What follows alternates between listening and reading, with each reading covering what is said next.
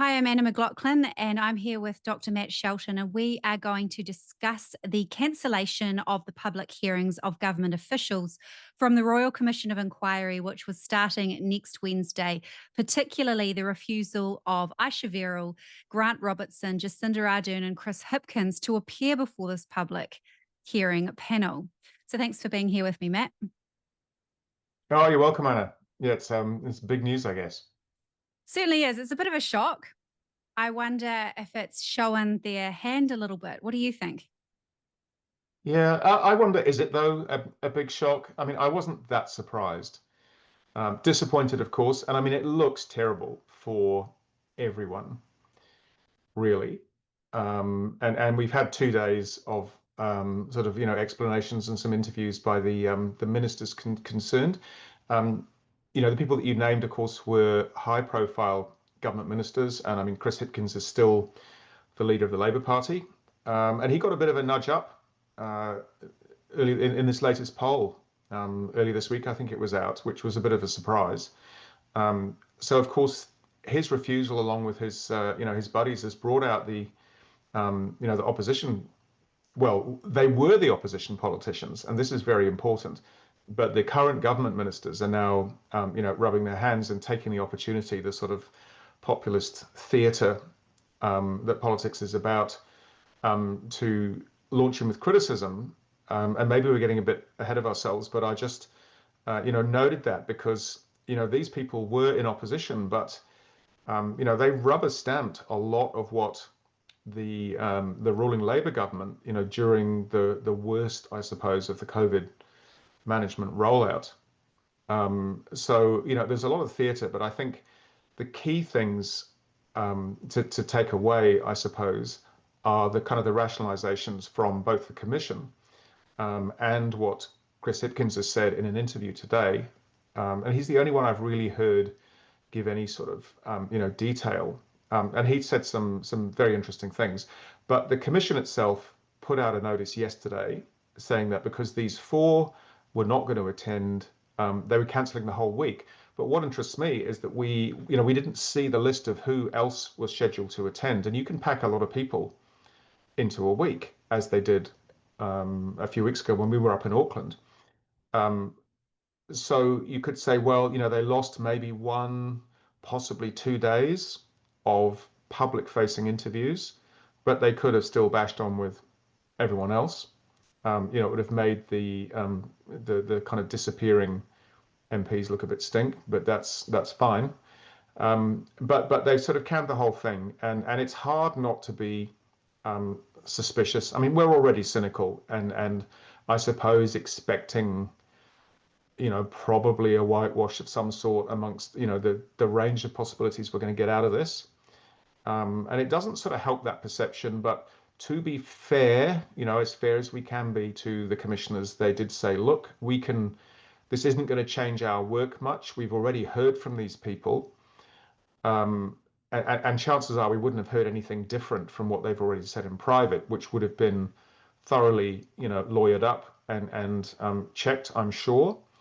But nevertheless, it was an important opportunity for people to feel that maybe some sort of well, perhaps it's too early to call it restorative justice, but the beginning of a healing process where we can see these people try and justify some of what were terrible decisions that we very strongly say, led to loss of life in some cases, and devastation to a great lot of New Zealanders. So, there's a bit to unpack, but it looks really bad from most of the sort of the obvious ways that you can look at it. It really does. It's not a great look to refuse to be transparent after such an incredible spend of that $66 billion.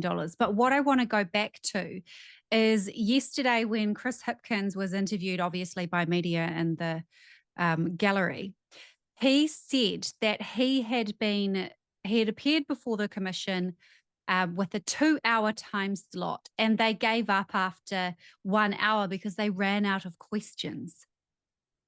at some point, somebody needed to ask him some of the really difficult questions that he should have answered. Do you feel that in that 1 hour slot, that tiny little slot to kind of cover the 3 years that we were in that emergency, do you think that that would have sufficed? Oh, clearly not. And yes, it was a gobsmacking moment among several actually that I've heard him say. He was well, I suppose he's most infamous for two things. He's infamous for staring at the camera in July 2021, I think it was. Well, it could have been 2022. He basically stared at the camera and said, you dissenters, the last, hangouts, the last 10% of people who've yet to be vaccinated, we will come and find you and vaccinate you, whatever it takes. And then fast forward to the dying moments of his prime ministership in late 2023, and at that press conference, he says, "Of course, no one forced you to be vaccinated. Everybody made their own choice." So you can't have it both ways, Chris. And as the COVID response minister and overseeing, um, that horrible COVID response act that managed to completely sideline the Bill of Rights and the UN's, International Charter on Civil and Political Rights, and the Nuremberg Declaration and Helsinki and practically everything else, on the grounds that they felt there was justified limitation because COVID, to remove these human rights protections, but never actually showed any workings. We never saw, any discussion or debate or science behind why they felt confident that it justified, removing, bodily autonomy, and the right to keep your job and the right not to be certainly psychologically tortured, if not physically tortured, which some people were by the results of the jabs. So, he presided over a lot of it, and he's probably almost as synonymous, if not more synonymous, with the actual detail of what happened, as Jacinda Ardern was. Well, he was the minister for COVID, so he definitely is part of that. So there was a tweet that he posted out in 2014, which has been doing the rounds today on social media, that I found personally really interesting, given his reluctance and refusal to front up and answer some questions. And I'd quite like to get your thoughts on it. So Hipkins himself said, "I've never given much credibility to the rumblings of those too gutless to put their own name to their words. Front up or shut up. Simple as." So those are pretty strong words from a member of parliament at the time. And then now he's refusing to front up, show up, or even speak up. So what do you think about that? Yeah, so you did say 2014, so that would have been That very was in early on in his 2014. Yep. parliamentary career. Yeah, well, I mean, the internet is forever, isn't it? And I guess we probably all learned that at some point, maybe the hard way. Um, but look, I mean, politicians do what they're going to do, basically. But it's very interesting the reasons that he gave in the interview that I listened to, Yes. which was essentially that, he had legal advice not to turn up. So this is despite the fact that, he was only going to say in public what he'd said in private, and presumably, that was already pre sort of screened to keep him out of trouble. But he referred to or mentioned, um, vulnerability to being in court because of breaching a suppression order. And I've got no idea what he's referring to and whether, in fact, this is some sort of generalized order that they're all under, or whether this is just his circumstances uniquely. Does it? Are they referring obliquely to the Pfizer contract? with its sort of NDAs, on everybody who's had anything to do with rolling all this out. Doesn't feel like that somehow. So I don't know. What do you think, Anna? Well, he said there are issues relating to the safety of individuals around the COVID-19 response and public commentary on that, and that the courts have indicated I cannot comment on, or anyone, including you, cannot comment on, and therefore we can't comment on them. So he's repeated himself quite a bit there.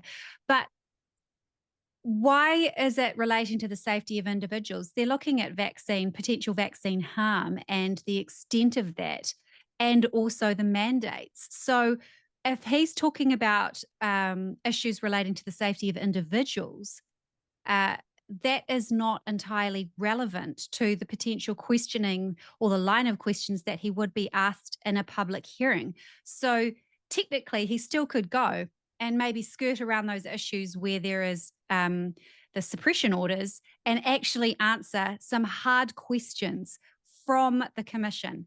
But my question regarding that is, was he ever going to get hard questions? Yeah, look, I doubt it. Not on what we've seen. We've been very clear that it seemed a very uneven playing field. Our experience of going up there and then analyzing, what was said, and we've done some, fairly detailed and specific analysis, and have, written to the commission about evidence that we feel was very unsafe and that risked deceiving the RCI commissioners, because we're duty bound to. Um, there's an obligation to the truth, and I wonder whether, in part, us doing that, might have, a penny might have dropped at actually how vulnerable people who think they can just come in, spin a line and waltz off again, um, into the sunset, job done, might actually be, because, clearly there are people, including us, who are listening very hard, um, as we've been doing for, the whole 4 years now, 5 years actually. Gosh, half a decade, and here we still are, but still upright and smiling. That's the key thing. So, who knows? But another thing that really interested me was, a name that we're familiar with in NZDSOS, and that's Denton's, the law firm. Are the lawyers? They're a private law firm, but he said that public money, taxpayers' money, was spent for Denton's, to give advice, and the result being that certainly he, and I'm assuming the others, have all not turned up for the same reasons. But we already have a publicly funded legal body that's all across administrative law, public law, and the legalities of government, and that's Crown law.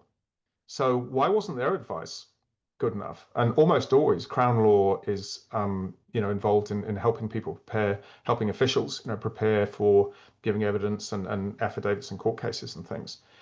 So they've had to outsource. So I wonder if there's, another area of the law that Crown law doesn't feel so confident, about.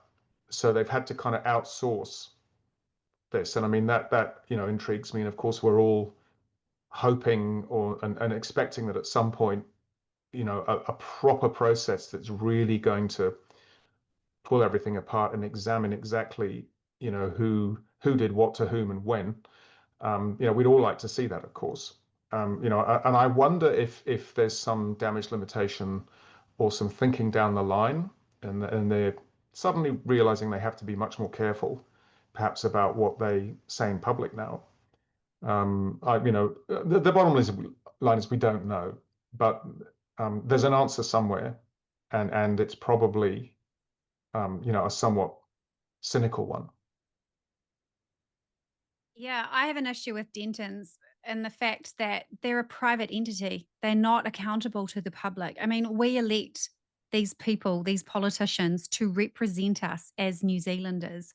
And Dentons has not been elected, whereas Crown Law is also accountable, as far as I know, to the public, or at least OIA-able. If, please correct me if Yeah, I'm and wrong. that's a really interesting point, Anna, because, since we've paid for the advice, that advice ought to be OIA-able. But because the other end of it is dentists who, by the way, we know well because they've represented the medical council in our action against them in 2023. No, 2024 was only last year, actually. But also their lawyers represent the medical council in the various tribunals and disciplinary processes that many of us have been under. So they are, clearly comfortable supporting that side of the narrative. And in fact, Denton's is a very large global brand, sort of big law firm, and I don't like to use the G word because I know it can bring people out in a rash, and so it should. But we're a small country, I guess, and it's a small pond. But I thought that was interesting, and I don't know whether to make anything of this, but what was wrong with good old Crown law? Yeah. I guess hopefully those questions will be answered in the coming months. Perhaps not. Perhaps we'll never know because it seems to be shrouded in secrecy. And at what stage are these public officials allowed to be shrouded in secrecy? That's what the Official Information Act and the Freedom of Information requests that we make. That's what that's there for, so that we can always access what this government is doing and the policies that they create. Sorry.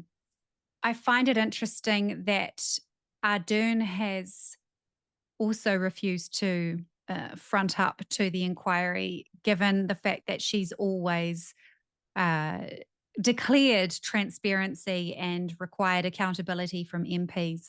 And there have been some tweets that she posted actually in 2010. So, what's that, 15 years ago now? But she said all MPs should be accountable. And in 2013, she also said we should call a review because it's the transparent thing to do. So, where is her transparency now? Because she has seriously just slipped into the dark after her book tour. Yeah, but I mean, look at that 15 years. I mean, how tumultuous. And people change, and politics is politics. And I think we should be rightly cynical. But of course, something to be really scared of comes along, and suddenly, politicians leap from the bottom of the list of the most trusted professions to the kind of top because somebody has to do something. And we've talked a lot about this imperative on people in positions of authority who are suddenly given a lot more power and a lot more responsibility. And they feel that the entire country, the entire population expects them to do something, to take action, to be strong, to show leadership. And in the case of the COVID jabs, of course, to deliver those and deliver them as fast as possible so that the fear and the imprisonment from the lockdowns and the economic devastation could all be released. But that's still not an excuse to break the law or to chuck away, decades of hard-won public health understandings about how to manage, a wave of illness. So, the rule books all got torn up and rewritten, and under cover of this, many other things changed. We've had a profusion of cell phone towers that all shot up like mushrooms during the first lockdowns. We've gone backwards and have restarted compulsory fluoridation of the water. The glyphosate levels have been, the allowable levels have been increased up to tenfold. We've got everything being done in the name of, the dreaded climate change, to, lock us in and control our lives and reduce our movements. So, there's this sort of assault that's suddenly been waged on multiple levels. But to come back to this question of the commission, it's worth pointing out that actually the commission had the power to compel these people. They could have subpoenaed them and forced them to come in, and it chose not to. And it acknowledged that in its decision, but says that it didn't feel anything would be served Well, I think the public appetite to at least see how these people conduct themselves and hear how they're going to try and self-justify or wriggle out, and also to see, as you've mentioned, the level of questioning. I think would have been important. Um, Ultimately, probably the commission is going to be less affected than the rest of us. If the outcome is predetermined, and I hope it isn't, then it won't make a difference. But it's not done the public appetite much of a favor, I don't think. And it's provided an open field for the opposition to have a go. But remembering that many of these people, as I said, were rubber stamping like mad, um, and making their own videos, staring at the camera and saying, for instance, I'm an engineer, so you can trust my intelligence and my profession, and I've checked with other doctors in the house, and this is how the jab works. Well, he used the V word probably. Um, and he gave a very lame and extremely limited description of what happens in people's bodies, missing out very, very important steps. But with the authority and gravitas of the leader of a party that's now, now in government. And yet, I see today he's piling in and saying that these people should front up and the public should hear them justify what they did. But some of these people's inner Nazis were fully on display while they were in opposition. So politics is politics, I guess, and there's sort of opportunistic posturing about all this. But I think, yeah, by the time this is all over, many people will be given, how should we say, an opportunity to explain themselves, um, one way or another. I think, and at some point.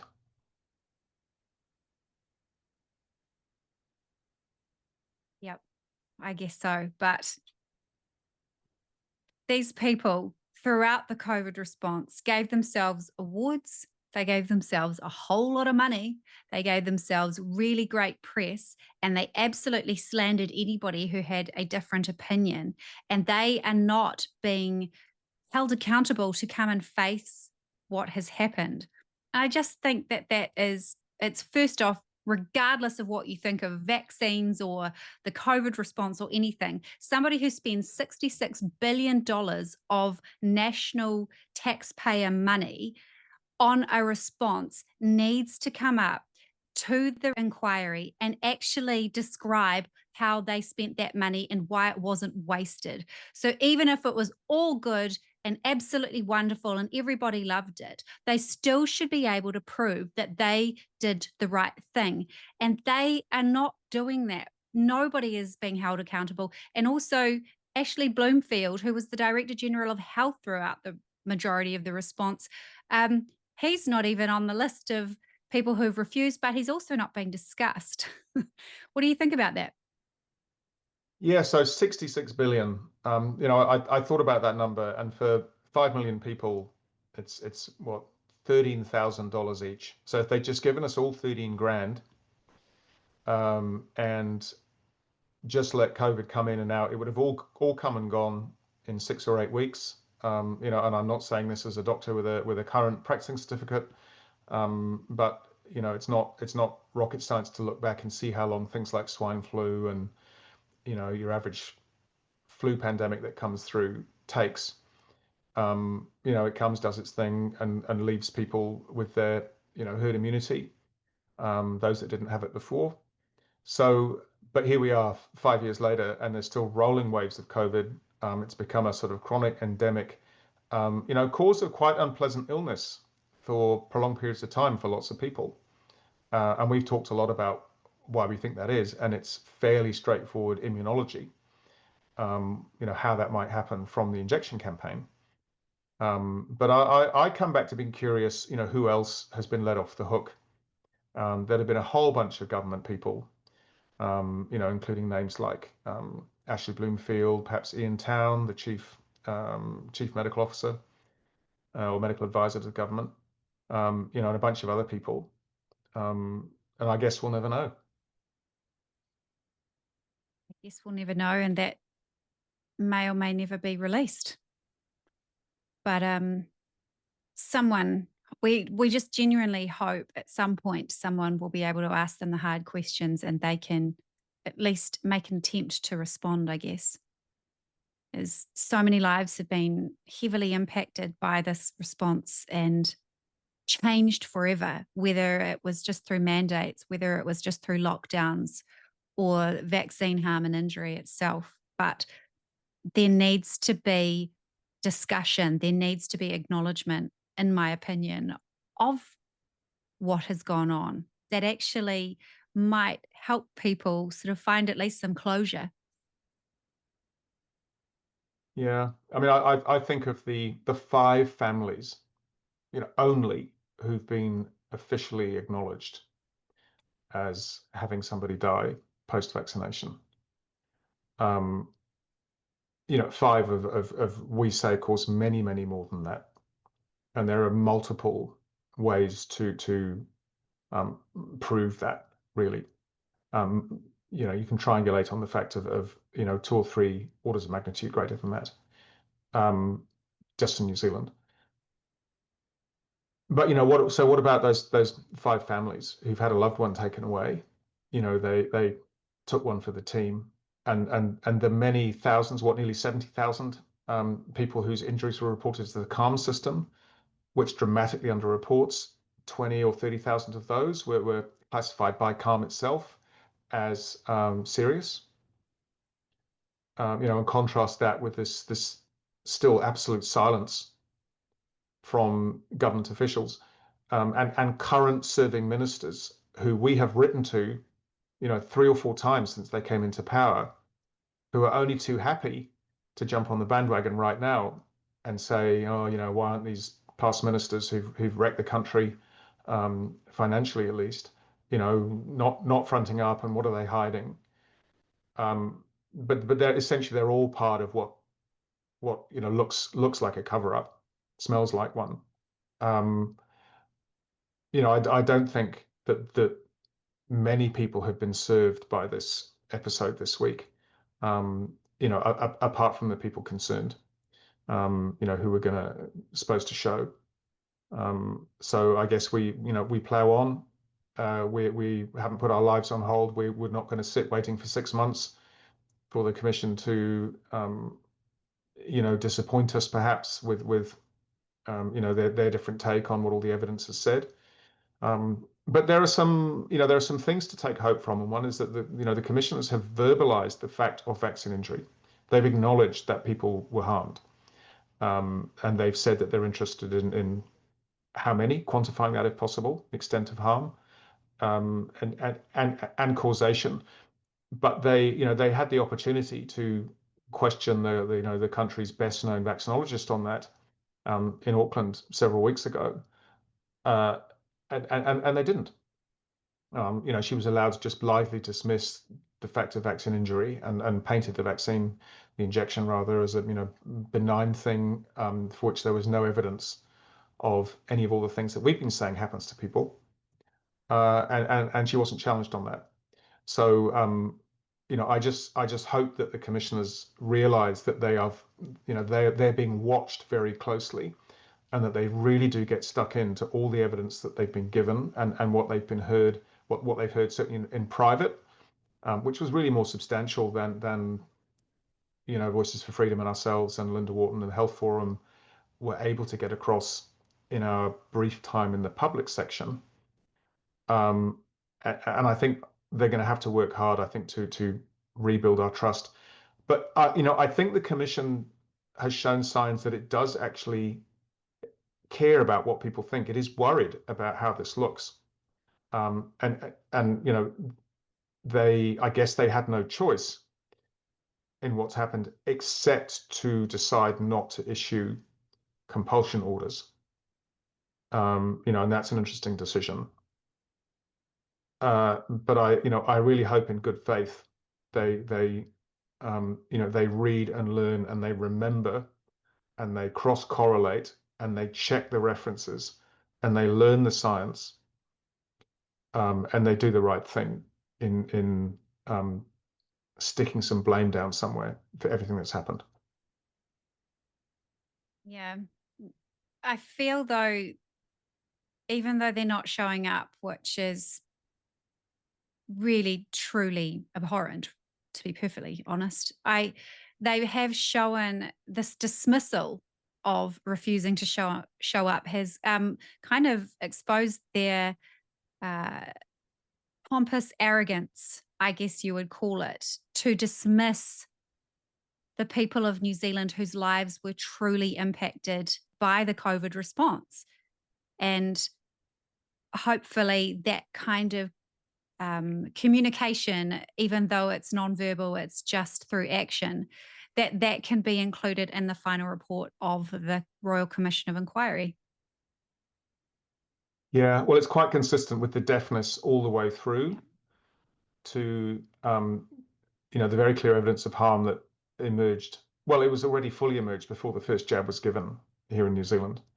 You only had to look at the reporting systems that were screaming from the rooftops in other countries, and the information that arrived to the government from Pfizer because it had to under the terms of the contract. Pfizer was obligated to provide the safety data as it emerged because there certainly wasn't any really at the beginning, and it did so, and the government had that. And to this day, 4 years on, with the acknowledged harms and the vastly greater unacknowledged harms that have no other rational explanation but from the injection. And there's horrifying aspects like this white clot, sort of amyloid like proteinaceous crap that's filling up people's veins and arteries, or at least being found on post-mortem anyway. And the clear proof of large amounts of contaminating DNA from the production process, which, by the way, was not the production process that MedSafe approved. It was a completely different one, and they should have gone back to square one with submitting the paperwork. And several other regulatory authorities around the world, Canada, Australia, have acknowledged the fact of DNA contamination. They're variously trying to fudge it and dismiss it and say it's not relevant. Meanwhile, we have all these people getting cancer, and especially young people. And none of these politicians or other doctors and scientists have even tried to refute all this. There's just this sort of mute silence, which, as you said, is disrespectful, to put it mildly. But people are dying here, and people are losing their otherwise healthy life expectancy for some reason. And as long as they're silent, it leaves the playing field open for people like us, to come in, to look at what else might be going on, find the mechanisms, and put it to the government. But I guess they feel they've just been too far in for too long now, and they're not going to acknowledge anything. They're not going to do anything but plow on. The momentum's too great, and I guess they feel too protected, and they can do things like we've seen in the last couple of days, that they just don't have to show up. So as far as I'm concerned, the social contracts, bleeding to death quietly between us. We give them our money and we give them our consent, and they govern properly. It's harder and harder to see what's left of that. It sure is. Well, thanks so much for being here, Matt. It was a fascinating conversation to hear your thoughts on everything that's happened over the last few weeks, and particularly from And the a, announcement yesterday. and a laugh a minute as usual. Not. Well, if we weren't laughing, we'd be crying. So we've got to have a laugh sometime. Yeah, we've done some of that, haven't we? Yeah. Anyway, thank you, Anna. We'll see you next time.